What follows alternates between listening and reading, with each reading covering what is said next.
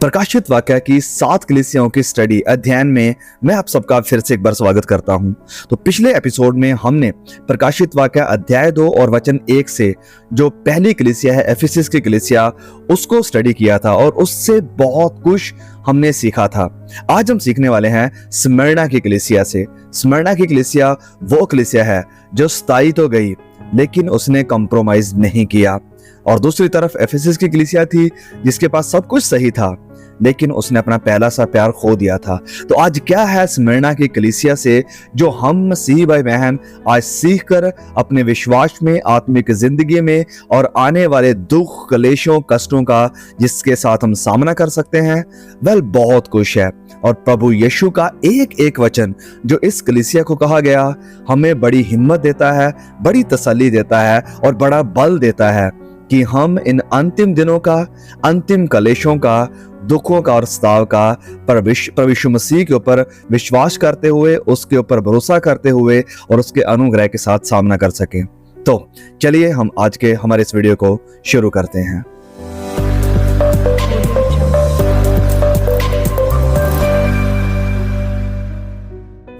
वचन से पढ़ेंगे। प्रकाशित वाक्य अध्याय 2 वचन 8 से लेकर 11 तक को हम पढ़ेंगे। तो स्मिर्ना के बारे में यहाँ पर यूं लिखा गया है कि स्मिर्ना की कलीसिया के दूत को ये लिख जो प्रथम और अंतिम है, जो मर गया था और अब जीवित हो गया है, वह ये कहता है, मैं तेरे क्लेश और दरिद्रता को जानता हूं, परंतु तू धनी है, और जो लोग अपने आप को यहूदी कहते हैं और है नहीं पर शैतान का आराधनालय है, उनकी निंदा को भी जानता हूं, और दुख जो तुझको झेलने होंगे उनसे मत डर, क्योंकि शैतान तुम में से कुछ को जेल खाने में डालने पर है ताकि तुम परखे जाओ, और तुम्हें 10 दिन तक क्लेश उठाना होगा। प्राण देने तक विश्वास योग्य यानी वफादार रह, तो मैं तुझे जिंदगी का मुकुट दूंगा। जिसके कान हो वह सुन ले कि आत्मा कलीसियाओं से क्या कहता है। जो जय पाए उसको दूसरी मृत्यु से हानि ना पहुंचेगी। तो अगर आपने पिछले हमारे एपिसोड को देखा है तो जो पैटर्न हमें वहां एफिसस की कलीसिया में देखने को मिला वही सेम पैटर्न हमें यहाँ पर भी देखने को मिलेगा।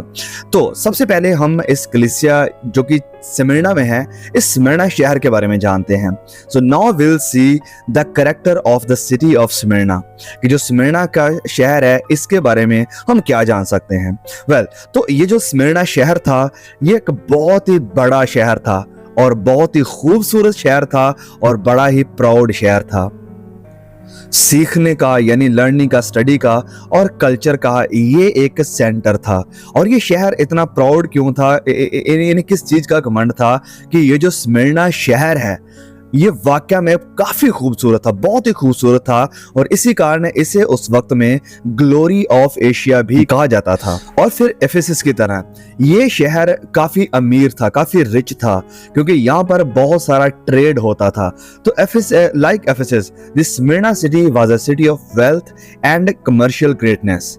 और रिलीजियस तौर पर भी देखा जाए तो ये शहर, इतिहास इस बात की गवाही देता है कि यहाँ पर मूर्ति पूजा और रोमी एम्परर यानी जो रोमी सम्राट थे उनकी पूजा खूब की जाती थी।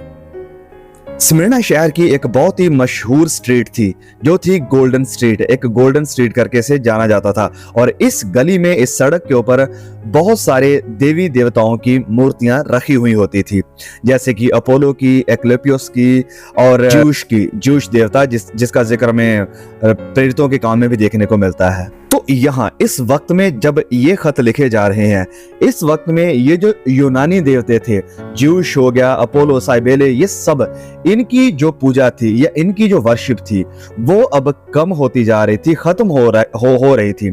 अब जो असल फोकस हो रहा था आइडोलिटी के लिए, मूर्ति पूजा के लिए, वो हो रहा था जो रोमी सम्राट थे उनकी तरफ। लोगों ने रोमी सम्राटों की पूजा करनी, आराधना करनी शुरू कर दी थी। 196 BC को स्मिर्ना ने एक बहुत ही बड़ा टेम्पल, एक मंदिर बनाया डिया रोमा करके, और ये बनाया गया था जो एक रोमी देवी थी उसके लिए। तो जब रोमी देवताओं की देवियों की पूजा होने लगी।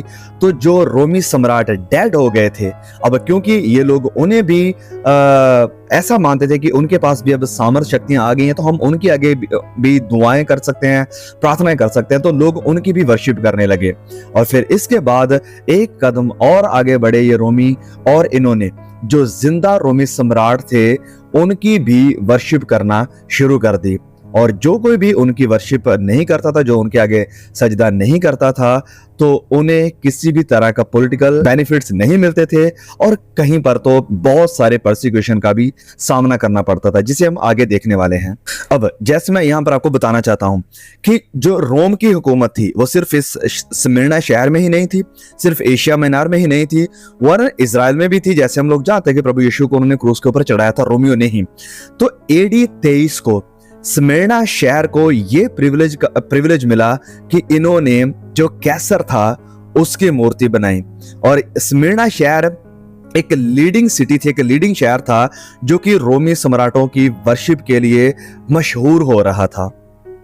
और फिर जब हम इतिहास में आगे बढ़ते हैं तो AD 81 to 96 जब डोमिशियन रोम का सम्राट बना, तो उसने लोगों से डिमांड किया, ये चाहा कि लोग उसे प्रभु कहें, उसे लॉर्ड कहें और उसके आगे सजदा करें।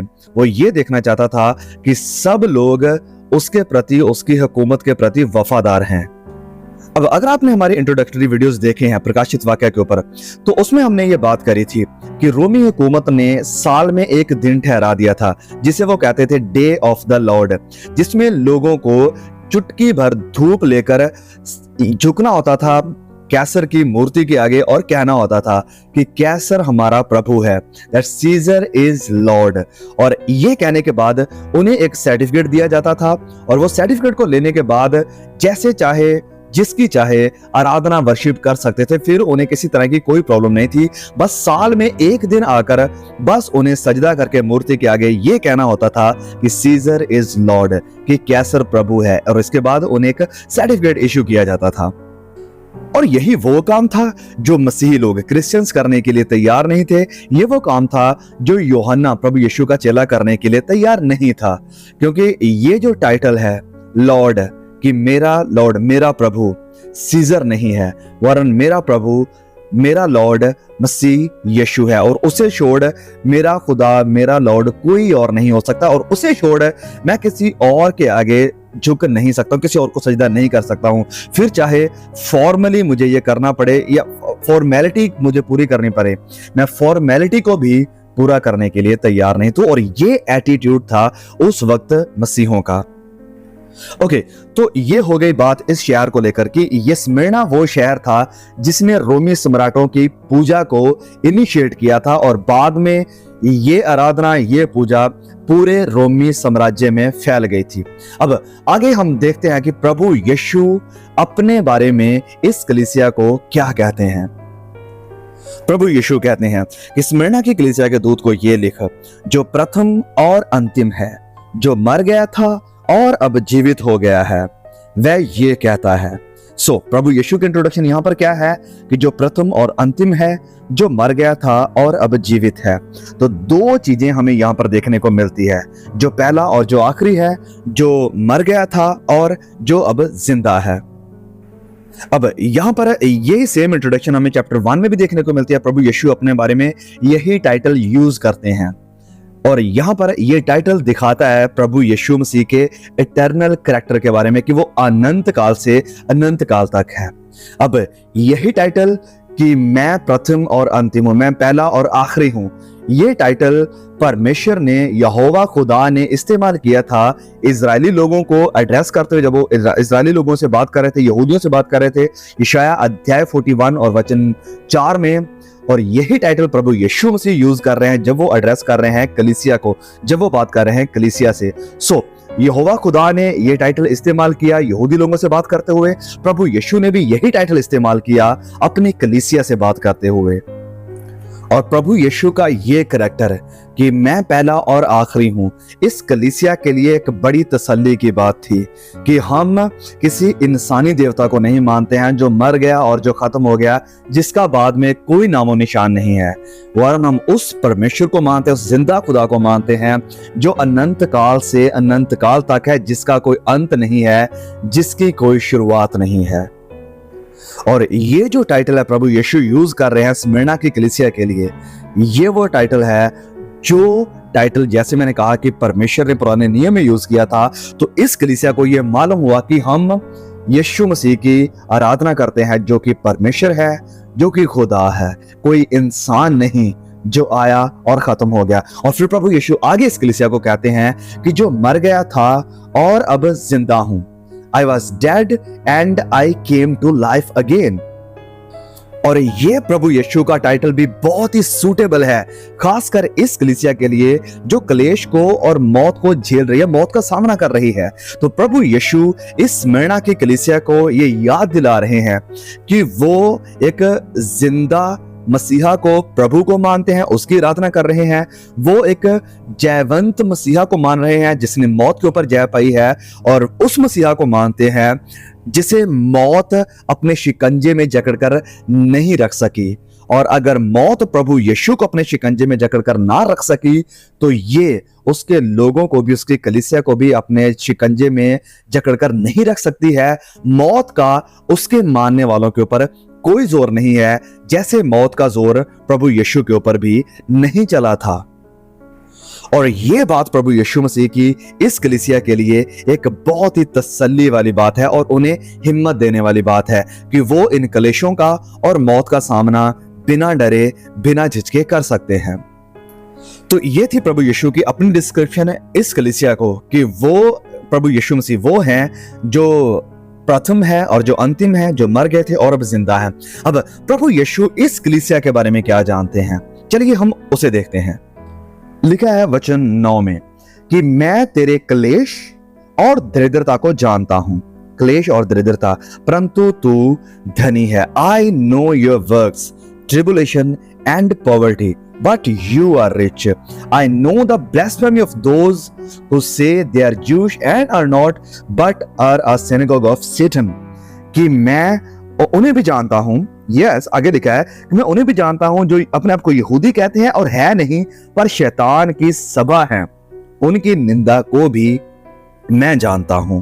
ओके, तो प्रभु यीशु यहां पर सबसे पहले कहते हैं कि मैं तेरे क्लेशों को जानता हूं।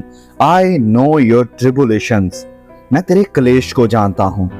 क्लेश एक वो सब्जेक्ट है, एक वो विषय है जो हमें प्रकाशित वाक्य की पूरी किताब में बार बार लगातार देखने को मिलेगा।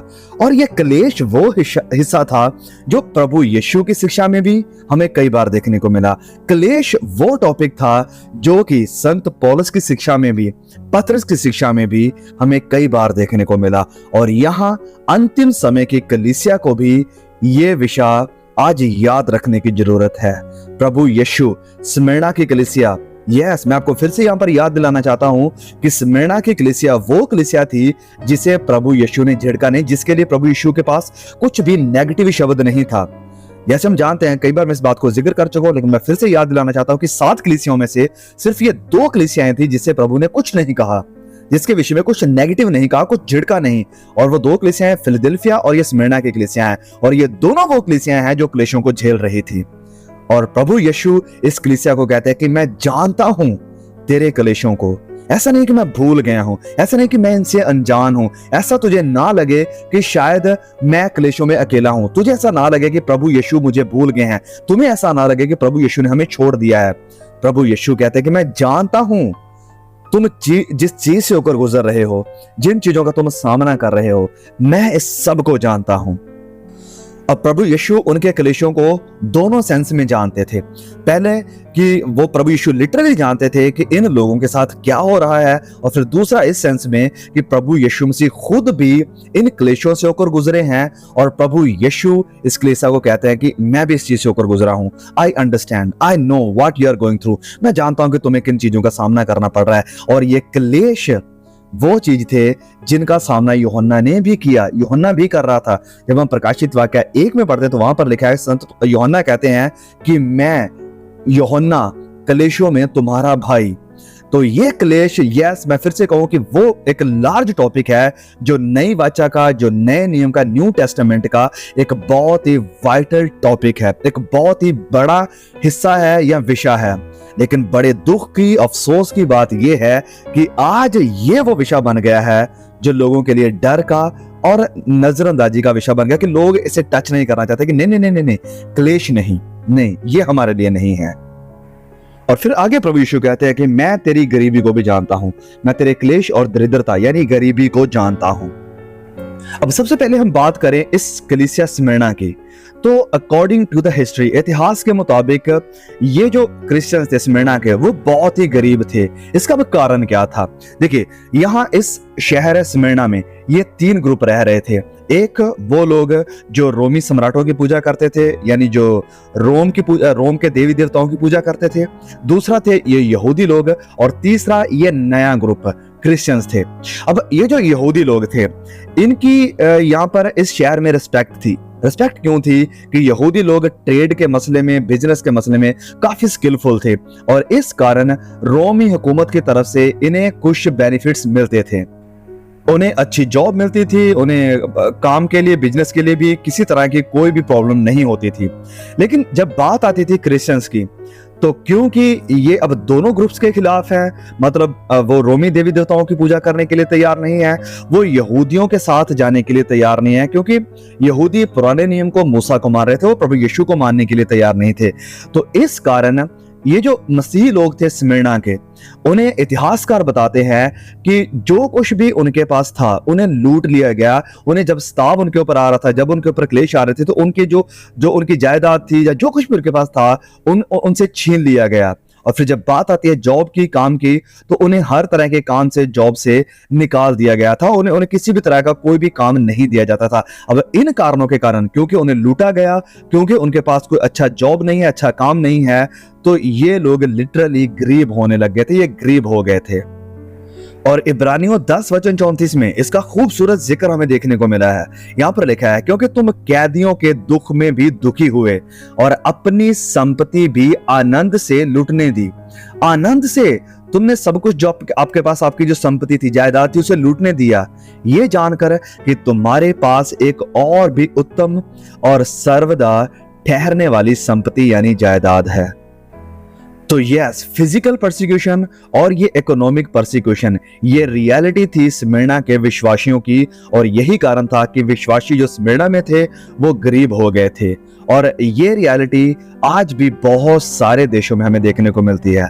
मुस्लिम देशों में भी जो क्रिश्चियंस हैं उन्हें कोई अच्छी पोजीशन नहीं मिलती है, और भी बहुत सारे देशों में, इवन हमारे इंडिया में भी, पाकिस्तान में भी ये रियलिटी है कि अगर आप मसीही हैं, अगर आप क्रिश्चियन हैं, तो आपके विश्वास के कारण आपके साथ भेदभाव किया जाता है, आपको काम भी अच्छा नहीं मिलता है। ये सब कुछ आज की भी रियलिटी है, जो रियलिटी उस वक्त स्मिर्ना के विश्वासियों की थी। जब हम जानते हैं पुरानी वाचा के बारे में, तो पुरानी वाचा में बहुत सारे जो संत लोग या विश्वासी लोग, जैसे अब्राहम, दाऊद, सुलेमान, ये सब लोग, ये बहुत धनवान थे, अमीर लोग थे, क्योंकि पुरानी वाचा में परमेश्वर ने उनके प्रति आज्ञाकारी रहने वाले लोगों को जो प्रतिफल देने का वायदा किया था, वो यही किया था कि उन्हें धन संपत्ति मिलेगी। और इसका सबसे बड़ा कारण ये था कि परमेश्वर इस पार्थिव राज्य को, इस शारीरिक और दुनियावी राज्य को यहाँ इस धरती के ऊपर स्थापित कर रहे थे इजराइल के थ्रू। लेकिन यीशु ने नई वाचा में, प्रभु यीशु ने जब नई वाचा में शुरुआत की, इस नई वाचा की, तो यहाँ पर स्वर्ग के राज्य की बात हुई है। और स्वर्ग के राज्य में प्रभु यीशु के प्रति वफादार रहने वाले को जो प्रभु यीशु ने वायदा दिया है, जो प्रतिफल देंगे प्रभु यीशु, वो भी स्वर्गीय ही है। और प्रभु यीशु ने भी कहा कि मेरा राज्य इस दुनिया का नहीं है, यदि होता तो मैं तुम्हें कह देता। और प्रभु यीशु, इसी कारण प्रभु यीशु भी गरीब थे और उसके जो चेले थे वो भी गरीब थे। और आज देखिए, ये बड़ी एक कड़वी सच्चाई है और हमें इसे झेलना होगा, इसका सामना करना होगा। आज बहुत से लोग, बहुत से प्रचारक और बहुत से खासकर प्रोस्पेरिटी प्रचारक ये सिखा रहे हैं, ये सिखाते हैं कि धनवान होना, अमीर होना, यस, इस बात का चिन्ह है, इस बात की निशानी है कि परमेश्वर अपने बच्चों को आशीष दे रहा है। मतलब कि अगर आप अमीर हैं तो इसका मतलब है कि आपके ऊपर परमेश्वर की ब्लेसिंग है, आप बहुत ब्लेस्ड हैं, आप आशीषित हैं। और यह बड़ी दुख की बात मुझे कहना होगा कि इसकी शुरुआत असल में जो वेस्ट से आए प्रचारक थे उन्होंने की थी, जिन्होंने लोगों से धन इकट्ठा करने के लिए, दान दशवंशों को इकट्ठा करने के लिए इस्तेमाल किया कि अगर आप दान दशवंश दोगे तो परमेश्वर आपको और ज्यादा अमीर बनाता जाएगा, आपके ऊपर ये जो संसार की शारीरिक ब्लेसिंग्स हैं ये और ज्यादा आती जाएंगी। और शिक्षा ये होने लगी कि अगर आप अमीर हैं, धनवान हैं, सब कुछ है, तो आप ब्लेस्ड हैं, आपके ऊपर परमेश्वर की आशीष है। और अगर आप गरीबी में हैं, अगर आप गरीब हैं, तो आप श्राप में हैं, यू आर अंडर अ कर्स। और मैं जानता हूं आप लोग इस चीज से वाकिफ हैं, ये कोई नई बात नहीं है जो मैं सिखा रहा हूं, आपने सुना है बहुत से लोगों से कि अगर आप गरीबी में हैं तो गरीबी एक श्राप है, जो कि गलत चीज है। लेकिन यू सी हियर, यहां पर प्रभु यीशु इस बात को हमें कभी भूलना नहीं है कि प्रभु यीशु खुद कह रहे हैं, इस कलीसिया को एप्रिशिएट कर रहे हैं, कुछ भी नेगेटिव इसके बारे में नहीं कह रहे हैं। प्रभु यीशु कह रहे हैं कि मैं तेरे कलीसिया को भी जानता हूं और तेरी गरीबी को भी जानता हूं। वैसे मैं इस चीज को कई बार क्लियर कर चुका हूं कि कोई मुझे मिसअंडरस्टैंड ना करे। अगर आपको परमेश्वर ने ब्लेस किया है, आशीष दिया है, इसके लिए परमेश्वर को धन्यवाद दें, उसके सुसमाचार को फैलाने में मदद करें और जो जरूरतमंद हैं उनकी मदद जरूर करें।